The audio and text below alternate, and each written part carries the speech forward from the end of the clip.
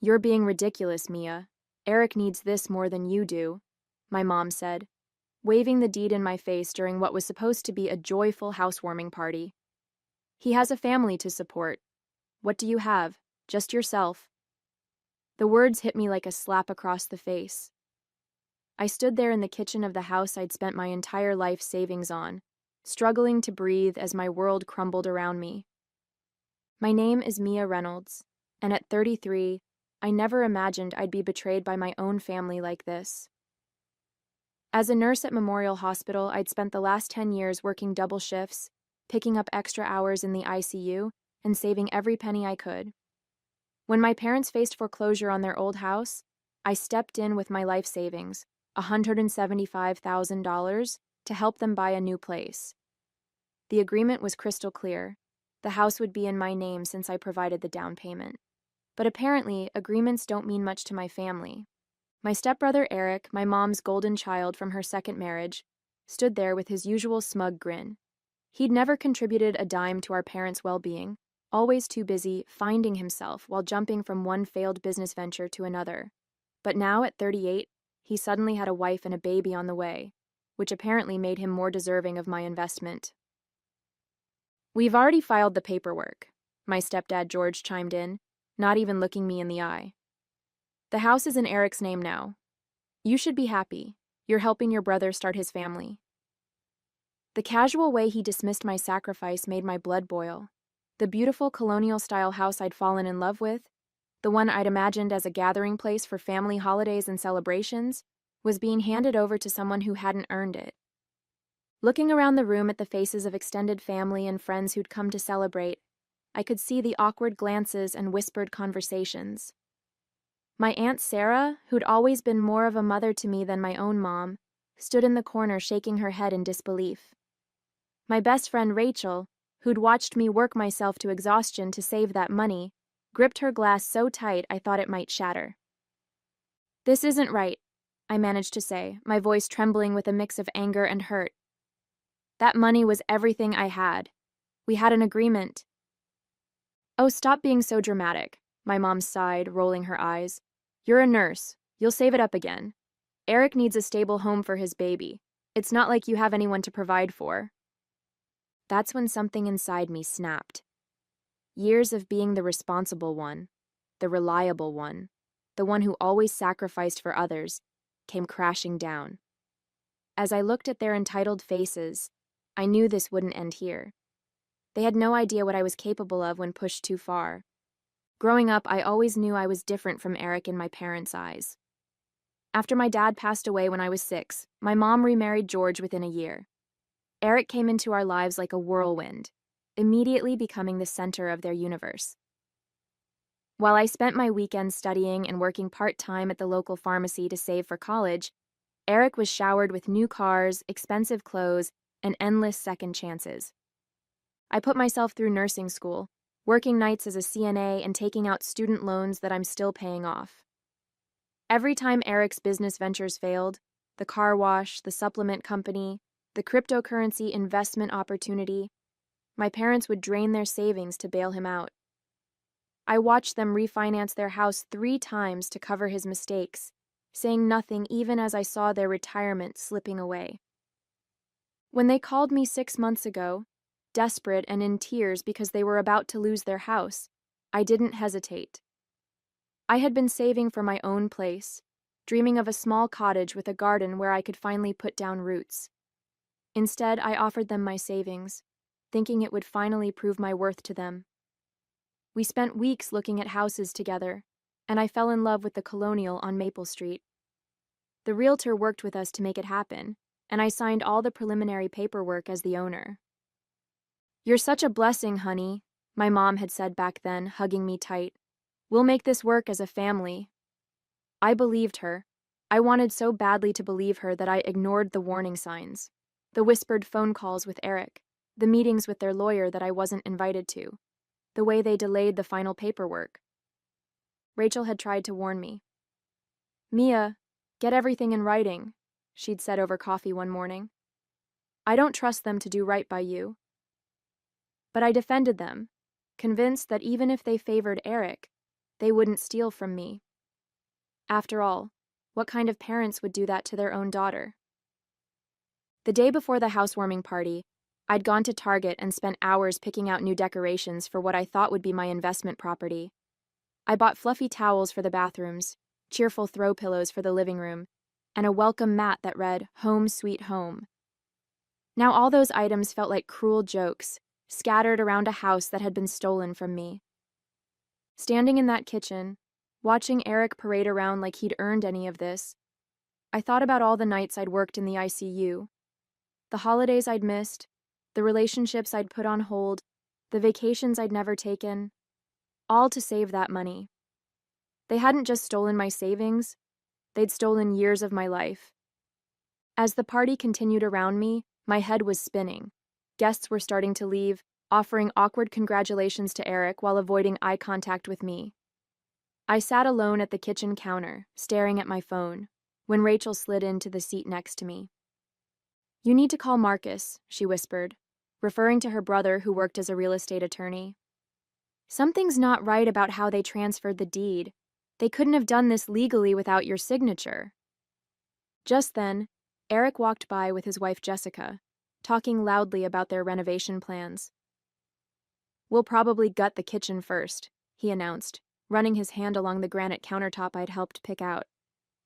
"Maybe knock down a wall or two, really make it our own." My stomach lurched. Looking around the kitchen, I noticed the folder of paperwork my parents had shown me when we first made the agreement. It was still sitting on top of the refrigerator where Mom always kept important documents. While everyone was distracted by Eric's grand plans, I quietly grabbed it and slipped it into my bag. "I need some air," I told Rachel, heading for the back porch. Once outside, I pulled out the papers with trembling hands. There it was, the original agreement I'd signed, stating clearly that the house would be in my name in exchange for the down payment. Then I found something else. A letter from their lawyer dated just 2 weeks ago, warning them that transferring the deed without my consent could be considered fraud. My phone buzzed with a text from my mom. "Stop sulking outside. Come back in and be happy for your brother." That was the moment I knew what I had to do. This wasn't just about the money anymore. This was about standing up for myself after years of being pushed aside. With shaking hands, I texted Marcus. "Are you free tomorrow? I need legal help." His response came quickly. "Rachel told me what happened. Come to my office at 9 a.m. Bring all the paperwork you have." Walking back inside, I found my mom and George huddled with Eric in the living room, probably making more plans for my house. They looked up as I entered, their faces a mix of annoyance and dismissal. "Finally decided to stop being dramatic?" my mom asked, raising an eyebrow. I managed a small smile, surprising them. "Actually, I want to thank you," I said calmly. "You've helped me see things very clearly." They exchanged confused looks, clearly expecting more tears or pleading. But I was done pleading, done being the reliable daughter who always came through while getting nothing in return. As I grabbed my purse to leave, I heard Eric laugh and say, "See? She's fine. She'll get over it." I turned back one last time. "No, Eric, I won't get over it. But you'll wish I had." The next morning, I sat in Marcus's office clutching a coffee cup to steady my nerves. He reviewed the documents spread across his desk, occasionally making notes and shaking his head. After what felt like hours, he looked up at me with a slight smile. "Mia, they really messed up here," he said, holding up the lawyer's warning letter. "The deed transfer isn't just questionable, it's fraudulent. You provided the down payment, signed the initial paperwork, and there's clear documentation of the agreement. They can't legally give away a house that was meant to be yours." "But they already did," I replied, my voice cracking. "The deed is in Eric's name." "A fraudulent transfer can be reversed," Marcus explained, reaching for his phone. "And I've got a friend at the DA's office who would be very interested in this case. What they did could actually result in criminal charges." My heart raced at his words. Criminal charges? I don't want my parents to go to jail. Even after everything, the thought of them in legal trouble made me hesitate. "Listen to me," Marcus said firmly. "They stole $175,000 from you. That's grand theft. They committed fraud. And from these bank statements, it looks like they might have forged your signature on some documents. They're counting on you being too nice to fight back." He was right. My whole life, they'd counted on me being the understanding one, the one who would sacrifice without complaint. While we talked, my phone kept buzzing with texts from my mom, alternating between guilt trips and demands that I stop being childish. "What do you want to do?" Marcus asked, watching me carefully. I took a deep breath. "I want my house back, and I want them to understand they can't treat me like this anymore." Marcus nodded and started typing on his computer. "I'm filing an emergency injunction to prevent them from making any changes to the property. Then we'll proceed with legal action to void the transfer. They'll be served with papers by tomorrow." As I left his office, I felt lighter somehow. For the first time since the housewarming party, I wasn't crying or shaking. Instead, I felt a strange sense of calm. I drove to work for my evening shift in the ICU, and halfway through, my phone exploded with notifications. Eric had called 7 times. My mom had called 12 times. There were dozens of text messages, ranging from angry to panicked. The last one from Eric made me smile. "What the hell did you do?" I silenced my phone and focused on my patients. Let them panic for a while. Let them feel a fraction of the anxiety they'd caused me. Tomorrow, they'd learn exactly what happens when you push the nice daughter too far. The next morning, chaos erupted. I was getting ready for my shift when Rachel called to tell me my mom and Eric were making a scene outside my apartment. Sure enough, when I looked out my window, there they were, Eric pacing back and forth while my mom banged on the building's front door. "You have to stop this," my mom shouted when I finally went downstairs. "This will tear our family apart." "That's rich," I replied, surprisingly calm. "You didn't worry about tearing the family apart when you stole my life savings." Eric stepped forward, his face red with anger. "You're being ridiculous. I have a baby on the way. What were you going to do with that house anyway? Live there alone with your cats?" "Actually," I said, pulling out my phone, "I have the proof of our original agreement right here. Want to see the letter from your lawyer warning you this was illegal? Or should we talk about the documents where someone forged my signature?" The color drained from their faces. My mom grabbed my arm, her voice dropping to a whisper. "Honey, we can work this out as a family. There's no need for lawyers." I gently removed her hand. "We stopped being a family the moment you decided my life savings meant nothing to you. The DA's office has copies of everything now. So unless you want this to get worse, I suggest you talk to your lawyer about reversing the deed transfer." "You'd send your own mother to jail?" she gasped, tears welling up in her eyes. The same tears that had worked on me so many times before. "No, Mom. You might send yourself to jail. I'm just standing up for myself." Eric started to say something, but his phone rang. It was his wife, Jessica. I could hear her panicked voice through the speaker as she told him the police were at their house, their actual house, with questions about the deed transfer. They left quickly after that, hurrying to deal with the unfolding disaster. Rachel, who had been watching from her car to make sure I was safe, came over and hugged me. "I've never seen you stand up to them like that," she said proudly. "I've never had proof of their manipulation before," I replied. "Always just my word against theirs. But this time, I have everything in writing." Later that day, Marcus called to tell me Eric and my parents' lawyer had reached out. They wanted to settle. Not only would they transfer the house back to me, but they'd also pay my legal fees and additional damages. The threat of criminal charges had finally made them realize I wasn't backing down. "Should we take the deal?" Marcus asked. "Yes," I said firmly.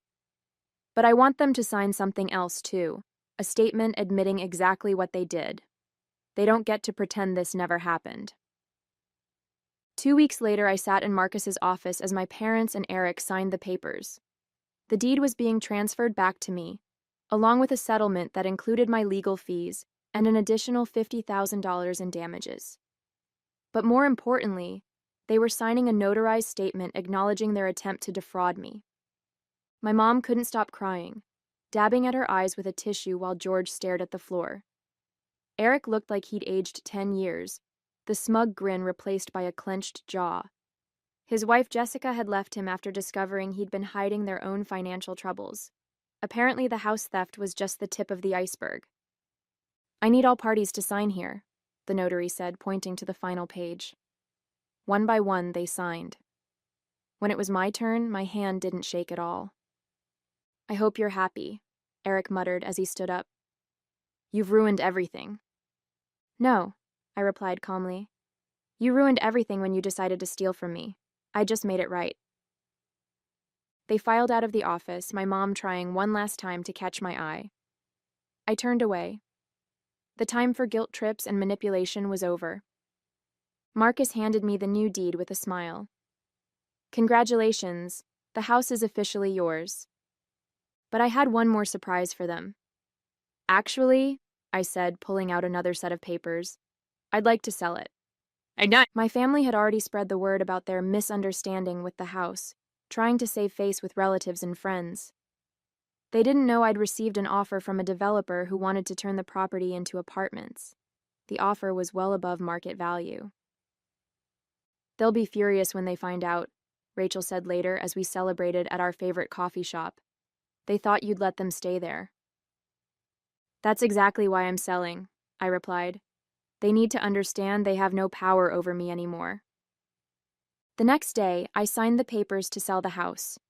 The developer was thrilled, my real estate agent was thrilled, and I was finally free.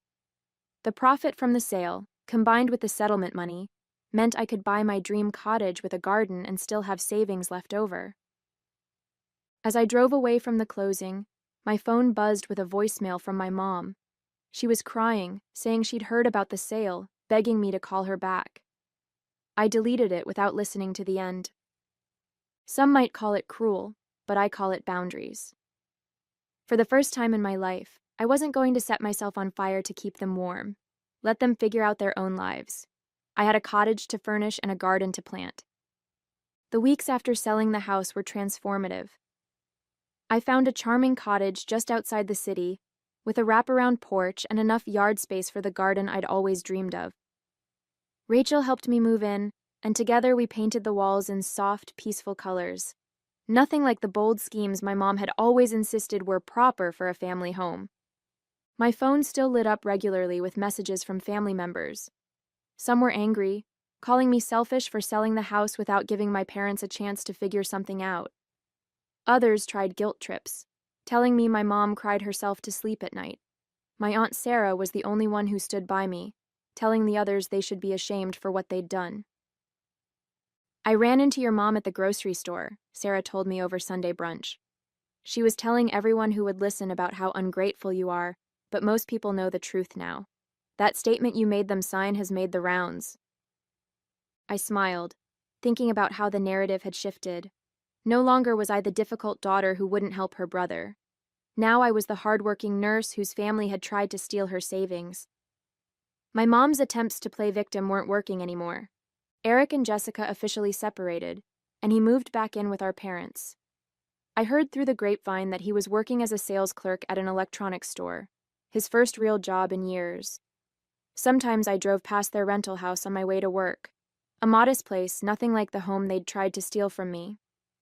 It didn't bring me joy to see them struggling, but I felt a sense of justice. At work, things were looking up too. Once I stopped letting my family drain my energy and resources, I was able to focus on my career. I applied for and got a promotion to charge nurse, which came with better hours and a significant pay raise. My colleagues noticed the change in me.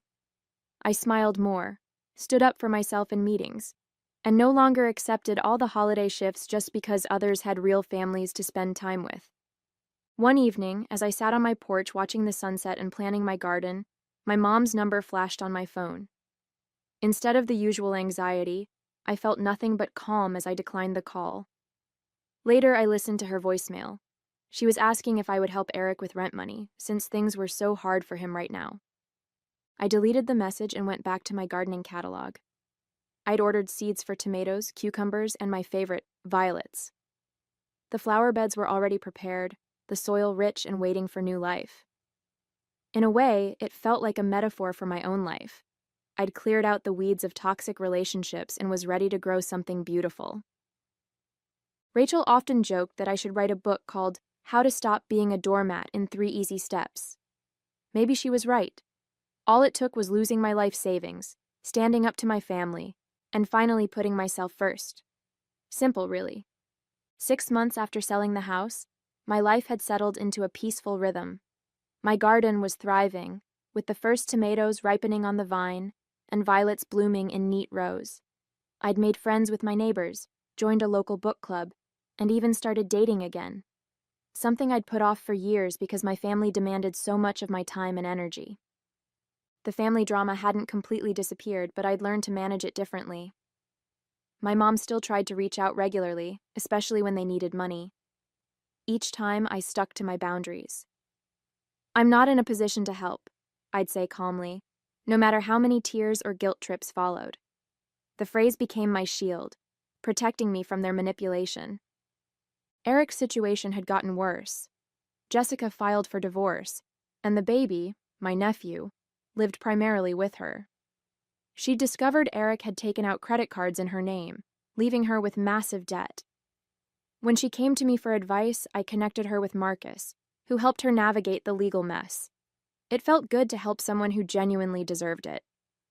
One Sunday morning, while I was tending to my garden, a familiar car pulled into my driveway.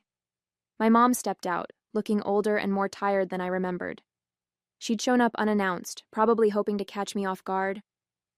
"Your garden is beautiful," she said softly, hovering by the fence. "You always did have a way with plants." "Thank you," I replied, continuing to work with my plants.